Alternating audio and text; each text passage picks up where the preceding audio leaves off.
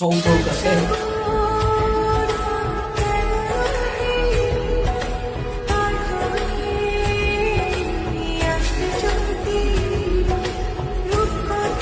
এটা কি? এটা কি দেখতে পারতেছো না? এটা হলো একটা শাড়ি। শাড়ি তো আমিও দেখতে পাচ্ছি, শাড়ি কেন দিছো? কেন?